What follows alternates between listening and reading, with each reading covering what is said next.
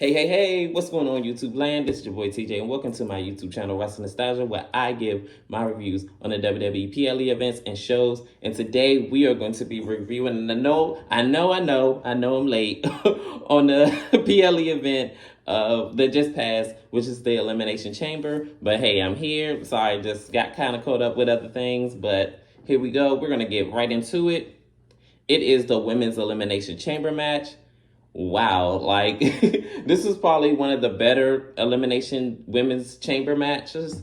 Tiffany Stratton had like a really good showing. I remember she did Swanton Bomb on all the women in the in the chamber at one point. Another one that like stood out to me where Tiffany Stratton had took a Oblivion off the top, well, on the middle rope, and then she got pinned, and like a lot of people couldn't stand that decision, and they were so heated about it. And then that's when Liv Morgan was all like, yeah, cry about it. So it's just so funny to me that like she's trying to basically push that. So basically, like, all these women had like a really good showing. The bottom three was Becky Lynch, Bianca Belair, and Liv Morgan. They had a nice little transition in trying to hit each other's big moves and things like that. Oh, and another thing I almost forgot that I don't want to miss out on, because this match was like really long.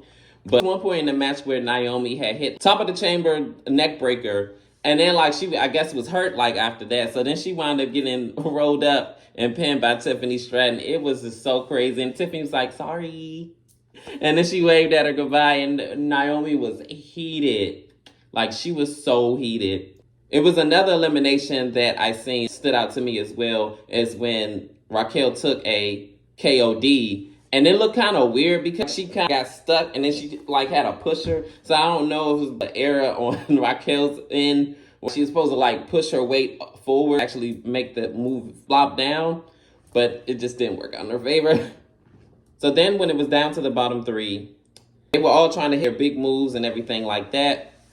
So then Liv Morgan rolled up Bianca Belair, and then she's all like celebrating, but I'm like, girl, this match ain't over yet. So then that's when Becky Lynch hit her manhandle slam, 1, 2, 3. She is going to WrestleMania to face off with Rhea Ripley.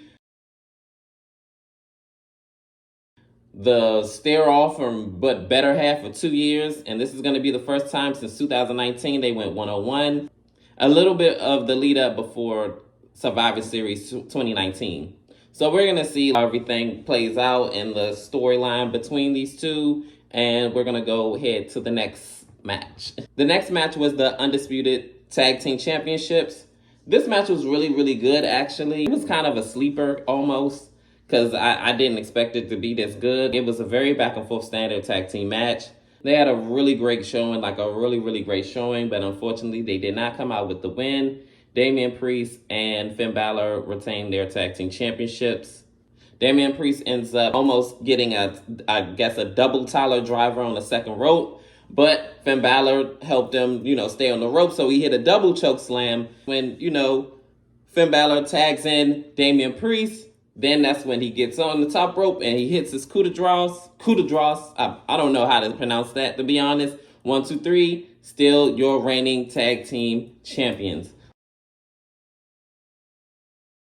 So, this is the men's Elimination Chamber. I'm only talking about the matches in this, like, on the main show, too. This on, the PLE event.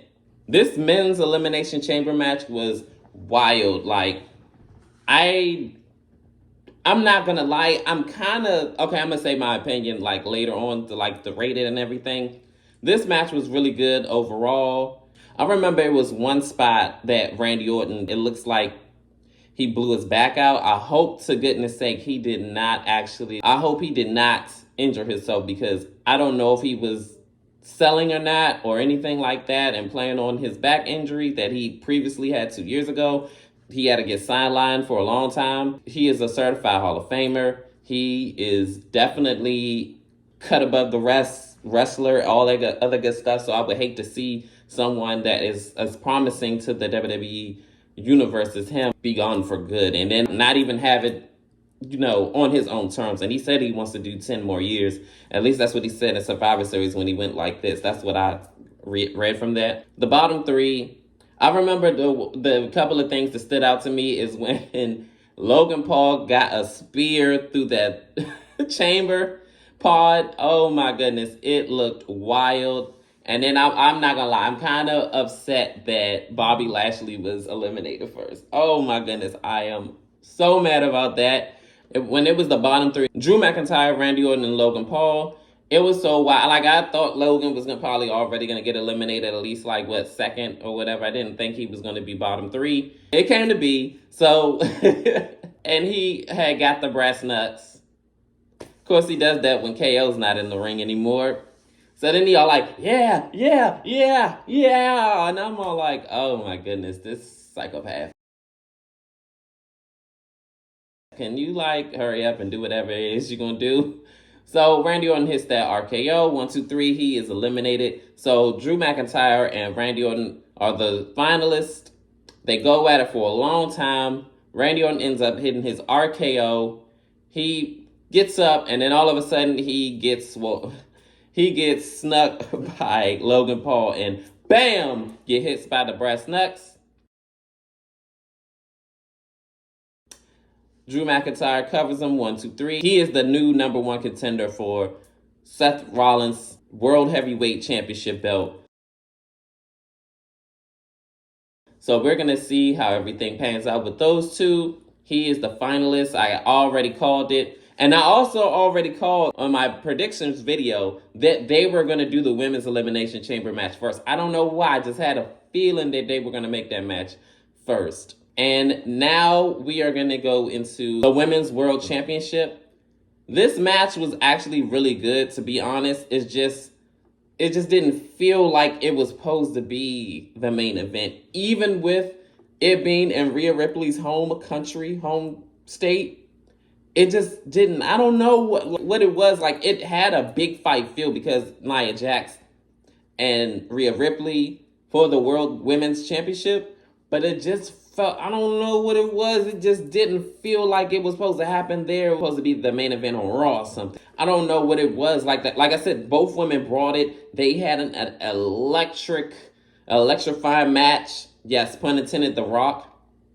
They had a really, really good match. It just felt weird kind of seeing them at the main event a little bit. So they had a really great back and forth match. The things that stood out to me, Rhea Ripley kept trying to do the riptide. It really felt weird seeing her get beat up throughout this match a little bit because we always so used to seeing mommy on top. So for her to be getting beat down like this a little bit of the match, matter of fact, it was probably the majority of the match, it just looked kind of weird. But I'm very, very pleased with, the character of Rhea Ripley. She definitely have come a long way. I remember another part of the match when she tried to hit the riptide. Nia Jax, arm drag, flipped her over the ropes. I was like, oh my goodness. The way she bumped on the apron, I was like, oh my goodness. Oh, she's okay. And then that's another thing. When Nia Jax hit the Samoan drop on the announcer's desk, oh my goodness. I was kind of scared for her because the fact when she did it, the freaking, whatever those things, they're not monitors, I don't believe. I believe they're iPods or iPads or whatever you want to call it. Those things were still up. I was like, ooh, I know her back is killing her. And then she put her through the table like the big elbow drop. Woo! The end of this match, she ends up hitting a superplex off the second rope. Then she finally hits the riptide. 1, 2, 3. She is still your World's Women's Champion. Oh, and before I forget, Jax also hits her Annihilator and she kicks out. And I was all like, oh my gosh, nobody kicked out of that move so far as long as she's been doing it. I was like, y'all really trying to put over Rhea Ripley, but rightfully so, she is the star. She retains her World's Women's Championship. This match was really good, like I said. It just felt like it was supposed to be like a main event on Raw. That's the only thing. I don't know what it was. I don't know. It just, like I said, then to find out that it was supposed to be other matches, I'm going to be honest. I'm so pissed. It was only 4 matches. 4 matches. Y'all couldn't have did 6. And I noticed they always do this every Elimination Chamber pay-per-view. They always do this, but they only do a couple of matches. But that's just my little tangent. This PLE event all together was decent at best, but I just wish it was more matches. It just felt a little bit lackluster because of that. And then with them trying to fill in with a bunch of different ads and stuff, it just really made it dragged out a little bit too long. But let me know, comment down below, how did you feel about the Elimination Chamber? Do you feel like it could have been better? Was it as good as it is? Let me know. Like, share, and subscribe, all that other good stuff. Sorry that I'm late on this recording. I was just busy. I'm so sorry, but I'm going to try to be more on top of this. I still have to do my Raw review. Go ahead, like, share, and subscribe, and peace. I'm out.